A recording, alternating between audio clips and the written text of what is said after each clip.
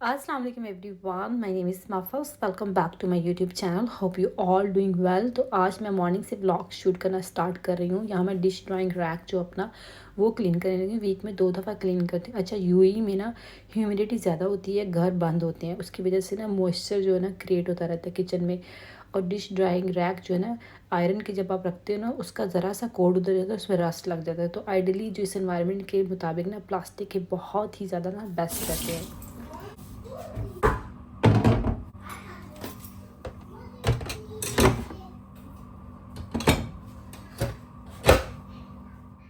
हाँ, बस कैपेसिटी कम होती है, मगर वो भी एक अच्छा है, ब्रेन में अलर्ट लगा रहता है कि जो बर्तन ड्राई हो चुके हैं उनको अपनी जगह पे रखना भी है। तो 2 दिन पहले हमारे किचन में न्यू मेंबर का इज़ाफ़ा हुआ है और ये है 62 लीटर का माइक्रोवेव ओवन में मैंने केयरफुल से ख़रीदा था। आप लोग पूछते थे कहाँ से ख़रीदा है, इसे मैंने ऐड किया है।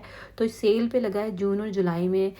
सेल होने की वजह से ना मैंने वॉशिंग मशीन रिप्लेस की थी और ओवन भी। वॉशिंग मशीन का रिव्यू और ओवन का रिव्यू मैं सेपरेटली ब्लॉग में आपके साथ शेयर करूँगी। अब मैं अपने आप को अपस्किल करूँगी। हाउसवाइफ को ना अपने आप को ना वक्त के साथ साथ ना अपस्किल भी करना चाहिए। See this card? This make it. Mom said, don't put in hot car. Don't put the hot car. मैं अपनी डेली रूटीन में से ना 30 मिनट्स निकालती हूँ घर के किसी ना किसी एरिया को ना डीप क्लीन करने के लिए। मगर मेरा सबसे बड़ा जो चैलेंज होता है ना, जब भी मैं काम स्टार्ट करती हूँ ना, तो मेरी जो न्यू बॉर्न बेबी है ना, वो रोती है, उसको नैप लेनी होती है, कुछ ना कुछ करना होता है। मैं कभी भी एक गो में ना अपना कोई भी काम ना आजकल ख़त्म नहीं कर पाती। तो मगर ये अच्छी फीलिंग भी है, क्योंकि बच्चों के साथ ना, स्पेशली छोटे बच्चों के साथ खेल के ना बहुत ज़्यादा खुशी महसूस होती है। तो यहाँ मैंने सारे जो कंटेनर थे निकाल लिए थे, क्योंकि कुछ कंटेनर प्लास्टिक के जो ना मैं डिसकंटिन्यू करना चाहती हूँ अपने, और कुछ जो है ना मैं सॉर्टेड आउट करना था, तो इसलिए मैंने डीक्लटर कर लिया। इस एरिया को अच्छे से ना साफ़ कर लूँगी। ग्लास कंटेनर जो होते हैं ना, स्पाइसेस को स्टोर करने के लिए सबसे अच्छी और बेस्ट ऑप्शन होती है। और प्लास्टिक के कंटेनर जब से मैंने पढ़ा है, बीपीए फ्री ना होने की वजह से ना हमारा जो फूड लंबे अरसे तक हम स्टोर करते हैं ना, उसके अंदर केमिकल लीचिंग ट्रांसफ़र होती रहती है। और तब से मैंने ना अपनी पैंट्री में आहिस्ता आहिस्ता जो प्लास्टिक के कंटेनर है ना, वो कम करना शुरू कर दी। आज जो बच गए हैं वो उनको मैं रिमूव करूँगी, और जो कुछ अच्छी हालत में उनको नेक्स्ट बैच में मैं उसको रिमूव करूँगी। क्योंकि मैं ना स्पेंड नहीं करना चाहती मनी ग्लास कंटेनर ख़रीदना नहीं चाहती। जो मेरे कॉफ़ी के जो कंटेनर होते हैं ना, जो फ्री होते हैं, मेरे हस्बैंड बहुत कॉफ़ी कंज्यूम करते हैं, तो उन्हीं कंटेनर को ना मैं रिप्लेस करती हूँ। इस तरह से ना आहिस्ता आहिस्ता मेरी पैंट्री में सारे के सारे ना ग्लास कंटेनर ना मेरा अचीव करने का ना एक प्रोजेक्ट है।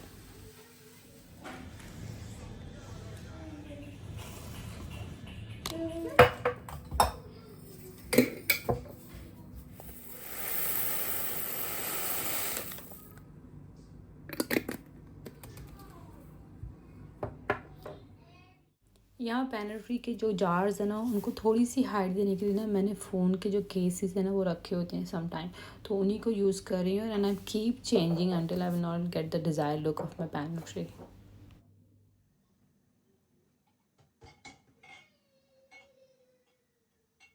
जो ग्लास जार के कंटेनर थे उनको मैंने सोडे के पानी में डिप करके रख दिया था वन बाय वन। तो इससे ये था कि इसके जो स्टिकर है ना, स्टेनलेस स्टील के स्क्रबर से ना आसानी के साथ उतर जाते हैं। और जो लिड है उनको भी लाजिम सूख करके रखना चाहिए, क्योंकि अगर कोई स्ट्रॉन्ग फ्रेगरेंस वाला फूड वाले जार हो ना, तो वो ना लिड में रह जाते हैं। तो लीड को भी बेकिंग पाउडर के अंदर ना सूख करके रखें ना, तो ख़त्म हो जाता है। उसके बाद फिर धूप लगवाना नहीं भूलना, क्योंकि इससे ये होता है कि ज़्यादा हेल्प आउट हो जाती है। फिर कंटेनर बिल्कुल अच्छे से क्लीन होता है और कोई भी ना उसके अंदर ना फूड की ना फ्रेगरेंस नहीं रहती। फिर आसानी से दूसरे स्पाइसेस ना हम ट्रांसफ़र कर सकते हैं। मेरा इतना सा ही काम हुआ था और मेरी बेटी ना दोबारा से उठ गई थी। ये सिर्फ 30 मिनट्स की नैप लेती है, समटाइम इससे भी कम नैप लेती है, और समटाइम 2-3 लेती है, समटाइम 1 लेती है।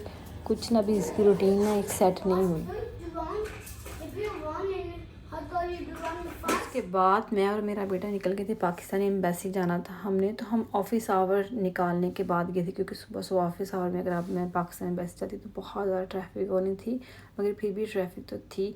वहाँ पर हमें ज़्यादा टाइम नहीं लगा, 30 मिनट्स लगे वापसी पे। फिर हम आ गए थे यहाँ पर ब्रेकफास्ट पिक करने के लिए, क्योंकि आज मैंने कुछ सुबह सुबह बनाया नहीं था। हम सुबह सुबह उठ के ना समर वेकेशन की वजह से ना नाश्ता नहीं करते, बच्चे फ्रूट्स या नट्स लेते हैं, हस्बैंड कॉफ़ी लेते हैं। तो बस इसलिए मैंने सुबह सुबह ब्रेकफास्ट नहीं बनाया था। बच्चों को समटाइम मैं लस्सी भी दे देती हूँ। तो उसके बाद हम यहाँ पर बैठे हैं, अपने ऑर्डर का वेट कर रहे हैं। कितने का होगा?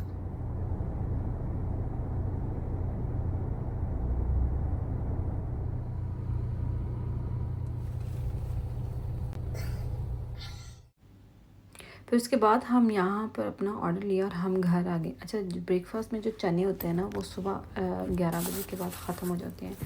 हम बेसिकली नान चने के लिए गए थे, अगर हमें नान चने नहीं मिले तो फिर हलीम था, नान था, यहाँ पे फिर मैंने सर्व किया। मैं डेली अपने लिए ना 1 घंटा निकाल कर ना एक्सरसाइज ज़रूर करती हूँ। अगर जिम ना जा सकूँ तो ना वॉक पे चली जाती हूँ। तो कोई भी ऑप्शन हो ज़रूर अवेल करती हूँ। अगर ना करूँ ना तो मेरा मूड सारा दिन ना अपसेट रहता है। वैसे भी 35 के बाद ना हम लोग ना पेरीमेनोपॉज स्टेज की तरफ बढ़ती है, जो औरतों की बॉडी है। तो उसमें अपनी एक्सरसाइज मतलब कि किसी भी हालत में कॉम्प्रोमाइज़ नहीं करनी चाहिए, क्योंकि बहुत ज़्यादा बॉडी ना चेंजेस से गुजर रही होती है। बहुत ज़्यादा हार्मोन्स चेंजेस होते हैं, आपकी हेयर थिनिंग होना शुरू हो जाती है। आपकी जो, अगर हम इसको ग्रेसफुली हैंडल ना करें, इस टाइम को यूटिलाइज़ ना करें ना, तो लेटर एज में ना हमें जॉइंट पेन वगैरह स्टार्ट हो जाते हैं। तो इस टाइम पे ना वॉक करना और एक्सरसाइज करना बहुत ज़्यादा ज़रूरी है। मैं यहाँ मैंगो रीपैक कर रही थी, 2-3 दिन पहले हम लेके आए थे। तो ये क्या हुआ कि मैंगो ख़राब निकले, शायद सीज़न ख़त्म हो गया है, क्या हुआ, एक पेटी तो बिल्कुल ख़राब हुई। तो मैं ना दोबारा रीपैक करी। मगर ये अच्छी ये बात थी, जो जिससे हम फ्रूट लेते हैं उसे कॉल किया, उसने कहा आप ले आएँ, हम आपको ना एक्सचेंज कर देते। ये बहुत अच्छी बात है, यूएई की कस्टमर सर्विस बहुत अच्छी है। और वैसे भी हमें उनसे फ़्रूट लेते हैं ना ऑलमोस्ट 3 साल हो गए हैं। हम लोग अजमान की जो फ्रूट मंडी है ना, वहाँ से फ़्रूट लेते हैं। हम लोग कैरफुल वगैरह से बहुत कम फ्रूट लेते हैं, क्योंकि जब हम बच्चों के लिए फ़्रूट लेके आते हैं ना, तो 1 वीक तक आराम से चल जाता है। फिर हम साथ ही मुराद मॉल चले गए। अच्छा, मुझे गिफ्ट का क्वेश्चन किया था आपने, किसी ने, कि गिफ्ट कहाँ से लेते जब पाकिस्तान जाते हैं। तो आप चॉकलेट्स विवा सुपर मार्केट से भी ले सकती है। अजमान के मुराद मॉल में भी अच्छी प्राइस पे चॉकलेट्स मिल सकते हैं। गिफ्ट वगैरह जो है ना, बाकी जो ब्रांड प्लस है, वहाँ से ही मैं ज़्यादातर लेती जब भी पाकिस्तान जाऊँ। तो लास्ट ईयर हम गए थे, इस साल तो नहीं जा सके क्योंकि पाकिस्तान में हीट वेव्स बहुत ज़्यादा थी।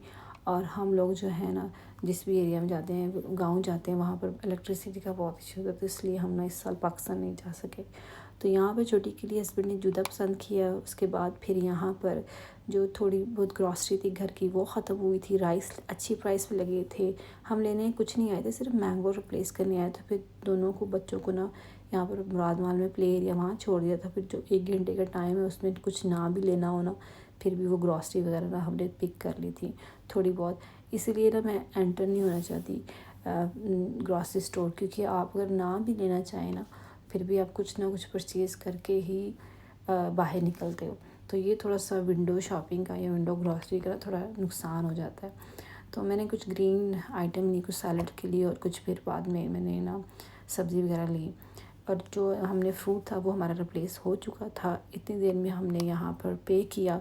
दोनों बच्चों के लिए भी ना कॉल आ जाती, जैसे वो अपना 1 आवर फिनिश करते हैं ना, तो कॉल आ जाती कि आके बच्चों को ले जाएं।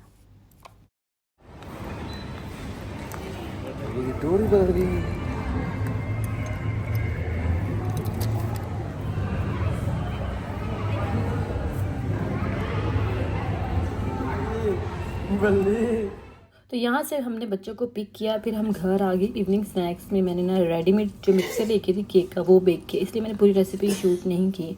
अच्छा, बिगिनर होने की वजह से ना मैंने इसका टेम्परेचर अंडरस्टैंड करने के लिए बेक किया था। तो 170 पे किया। अब ये रेसिपीज़ में 180 लिखा हुआ था। 170 के करने से मुझे ये फ़ायदा हुआ कि केक मेरा ड्राई नहीं हुआ और पहले अटैम्प्ट में अच्छा बेक हो गया।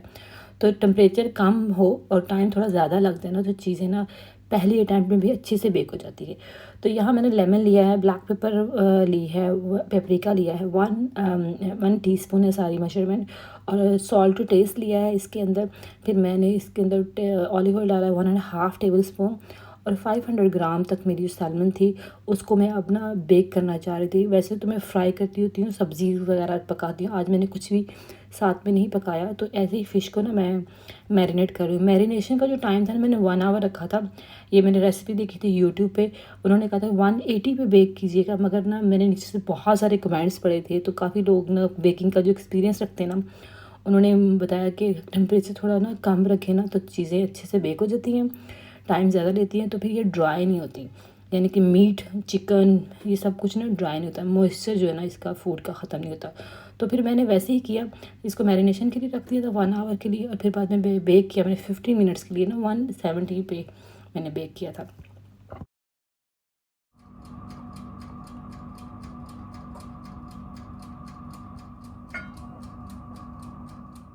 सालमन जो होती है ना बहुत जल्दी ना कुक हो जाती है, क्योंकि ये बहुत ज़्यादा सॉफ्ट होती है। मुझे ये था कि ये ना ड्राई ना हो जाए, तो इसलिए मैंने फिर 170 पे ना बेक किया था। थोड़ा सा मैंने 15 मिनट्स के बाद ना 2 मिनट और लगाया था, और ये बहुत ही अच्छे से बेक हुई थी और ना बहुत जूसी बनी थी, ड्राईनेस नहीं थी।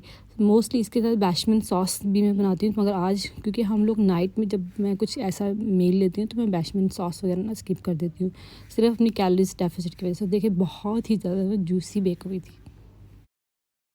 तो यहाँ मेरा वीकेंड का थोड़ा सा क्लिप है। हम लोग आइकिया गए थे। मेरा इरादा तो था उस दिन का फुल डे का व्लॉग, कुकिंग वगैरह सब शूट करती, मगर थोड़ा सा ना हमें वहाँ लेट हो गया, इसलिए मैंने शूट नहीं किया। तो यहाँ पर मैंने किचन का क्लिप ऐड किया, क्योंकि आप हमेशा ही कहते हैं किचन से रिलेटेड सब चीज़ें ज़रूर शूट किया करें। तो ये किचन एक मिनी सा लेआउट बनाओ जिसमें आइकिया का ना कॉन्सेप्ट दिया गया। मगर आप अगर अपना किचन कर रहे हैं, बना रहे हैं, तो आप इसमें से ना इस वीडियो से आइडियाज़ वगैरह ले सकते हैं। तो किचन टूर ही समझ लीजिए, ऊपर स्पेस कैपेसिटी दी हुई है और नीचे भी स्टोरेज की कैपेसिटी है। हर चीज़ को ना अच्छे से स्पेसिफाई किया कि किस कैबिनेट्स में आप किस चीज़ों को स्टोर कर सकते हैं।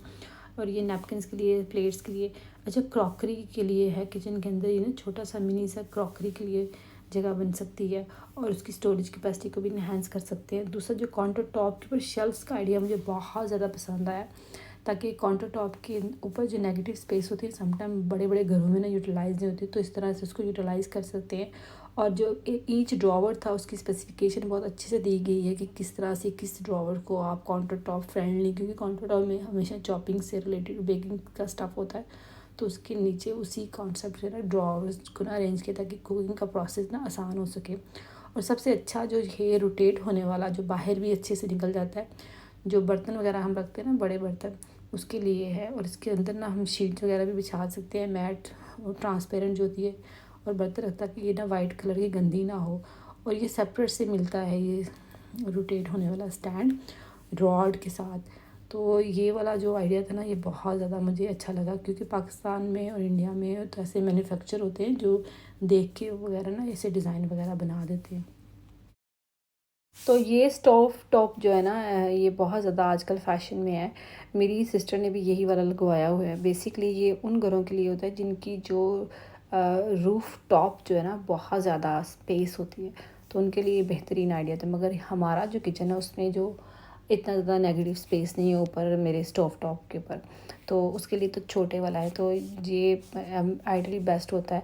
और लाइट जो है ना वो ज़्यादा शार्प लगी हुई है, क्योंकि उसके ऊपर बर्तनों का डिस्प्ले करके बताया कि किस तरह से कौन सा बर्तन इस्तेमाल कर सकते हैं। स्टेनलेस स्टील का अभी बर्तन नहीं लिया, मैंने काफ़ी ज़्यादा शॉपिंग की है इन कुछ दिनों में ना, तो हर व्लॉग में ना मैं थोड़ा थोड़ा करके आप लोगों को साथ दिखाती जाऊँगी कि क्या क्या मैंने शॉपिंग की है। और उसके बाद फिर ये साथ में सिंक अटैच था, और सिंक के साथ ही ना उन्होंने कटलरी स्टोरेज वाला एक कॉन्सेप्ट दिया हुआ है। और उसके बाद नीचे जो कंटेनर्स की लिड्स वगैरह हैं, उसके नीचे जो मैट है ना वो थोड़ा सा अच्छे वाले मैट्स हैं। उसके बाद फिर ये इस तरह से लिड के जो लिड्स के अंदर डिवाइडर्स हो जाते हैं, स्टोरेज डिवाइडर कह लें इनको, ड्रॉवर्स के अंदर, वो भी अच्छा आइडिया था। उसके बाद जो ये जो हमारा सिंक है ना, उसके ऊपर एक रॉड के साथ हैंगिंग से जो आप अपने बर्तन वगैरह भी उसमें, जैसे फ्राई पैन हो सकते हैं, कुछ पैन्स वगैरह ना हैंग कर सकते हैं, तो ये मुझे बहुत ज़्यादा अच्छा लगा। उसके ऊपर जो सारे के सारे ना क्रॉकरी रखने के लिए है ना बनाए हुए हैं शेल्फ्स। अच्छा, मैं आपके हर कमेंट्स को वैल्यू करती हूँ और हर कमेंट्स को 1 बाय 1 ज़रूर आंसर करती हूँ। जो मुझसे हो सकता है मैं अपने व्लॉग में ज़रूर ऐड करती हूँ, ठीक है। अब मेरे लिए बहुत ज़रूरी है, मेरी ऑडियंस है और ये मैंने स्पेशल फरमाइश पे ऐड किया है। तो इसके साथ जो जो गार्बेज स्टोरेज के लिए सारी की सारी बिन्स रखी हैं, डिफरेंट बिन्स रखी हुई हैं, ये बिल्कुल सिंक के नीचे का जो एरिया है ना उसको इस तरह से यूटिलाइज़ किया। फिर नेगेटिव स्पेस को यूटिलाइज़ करना का ना एक बहुत ज़बरदस्त साइड, क्योंकि सिंक के नीचे अक्सर जो स्पेस होती है ना वो वैसे ही एम्प्टी होती है। अगर उसको ऐसे डिवाइडर्स वगैरह कर लें तो अच्छा है। अच्छा, फ्रिज जो है लगाई हुई है वो सेम ही कलर के साथ ना कॉन्सेप्ट दिया हुआ है। जो इसके उसमें ये होता है कि थोड़ा किचन का जो लुक है ना, अक्सर फ्रिज के जो कलर है ना वो डिफरेंट होते हैं, किचन के फर्नीचर से थीम ना मैच नहीं करता, तो ये ज़बरदस्त है। उसके बाद डाइनिंग टेबल भी अंदर ही था। मोस्टली हमारे घरों में बड़े किचन होते हैं, उसके अंदर डाइनिंग टेबल्स वगैरह नहीं फिर भी नहीं रखे जाते, मगर काफ़ी अच्छी साइज़ का डाइनिंग टेबल है और लाइटिंग का भी एड ऑन जो है ना वो बहुत अच्छा लगा था। अब जो मुझे बताइएगा कि आपको ये किचन टूर कैसा लगा। और साथ वाला जो था पोर्शन उसमें पैनेट्री है जो अलग से डिज़ाइन की गई है, अगर ज़्यादा कुछ घरों में पैनेट्री बड़ी भी होती है उसके लिए है। हम बेसिकली गए थे मेरे हस्बैंड के कप के लिए फाइनली, मगर हमें एक कप मिल चुका है। ये है थर्मो कप। हमारे घर में ज़्यादातर थर्मो कप यूज़ होते हैं क्योंकि दिन में 3 से 4 दफ़ा कॉफ़ी पी जाती है और वो कॉफ़ी जल्दी ठंडी होने की वजह से ना मेरे हस्बैंड प्रेफर करते हैं थर्मो कप। मगर हमारा एक थर्मो कप भी अब टूट गया है, पहले वाले जो थे वो भी टूट गए। और यहाँ पर मेरे हस्बैंड योगा मैट चेक कर रहे हैं, तो मैंने उनको कहा था आप बैठ के चेक करें। हम बेसिकली लेने आए थे जो बेड के ऊपर जो मैट्रेस होते हैं ना, ऐसे थिन वाले मैट्रेस बिछाते हैं, उससे आपका बेड जो होता है ना बहुत बहुत कंफर्टेबल हो जाता है। हम वो देखने आए थे क्योंकि लास्ट टाइम जब हम आए थे तो वो स्टॉक में नहीं था, एक ही पीस था, तो हमें लगा कि हम अब 2 वीक के बाद आएंगे तो ज़रूर होगा। उन्होंने कहा कि नहीं, डबल बेड का है, सिंगल बेड का अभी भी नहीं आया। आप यहाँ पर बुकिंग करवाते हो, फिर नीचे काउंटर पे जाते हो, काउंटर से फिर उनसे स्टॉक का पता चलता है, इससे ना काफ़ी टाइम वेस्ट होता है। उसके बाद फिर हमने स्टॉक नहीं आया था तो हम आ गए थे ब्रांड फॉलोअर्स, उससे वहाँ मैंने कुशन ख़रीदे। मुझे 4 लेने थे मगर यहाँ सेट जो था ना वो 3 ही था और एक भी कोई प्रॉब्लम था, तो फिर मैंने ऐसे कि 2 ले लिए। मैंने कहा चलो 2 कलर का ना कम्बिनेशन कर लेंगे कुशन का। तो अभी फ़िलहाल मैंने 2 लिए हैं, एक नहीं लिया। और फिर बाद में हस्बैंड ने अपने लिए जूता लिया, बेटी ने अपने लिए हेयर बैंड लिया है। और फाइनली मेरे हस्बैंड को मैंने देखा 2 कप उनको पसंद आए, वो देख रहे थे मगर उन्होंने पिक नहीं किए। फिर बेटे ने कैप ली और फिर मैं वापस गई, फिर वहाँ से मैं कप उठा के लाई। मैंने कहा चलो हमारी जो तलाश है ना वो ख़त्म हो गई है। तो ये 2 कप उनको कलर बहुत अच्छा लगा तो फिर मैंने ये वाले उठा लिए। तो यहाँ पर मैं दूंगी कप, इसको वो पंच करेगी और साथ साथ इसको पैक करेगी। जब हम कोई भी चीज़ यहाँ पर कप या क्रॉकरी लेते हैं उसको बहुत एहतियात से पैक किया जाता है ताकि आपको ट्रैवल करते हुए कितना चीज़ों का ना नुकसान ना फेस ना करना पड़े। तो इस तरह से कुछ ना इसको पैक किया जाता है। अगर आप भी ट्रैवल कर रहे हैं तो आप आइडिया ले सकते हैं कि आप अपने क्रॉकरी को अगर अपने साथ ट्रैवल करवाना चाहते हैं तो इस तरह से पैक कर सकते हैं।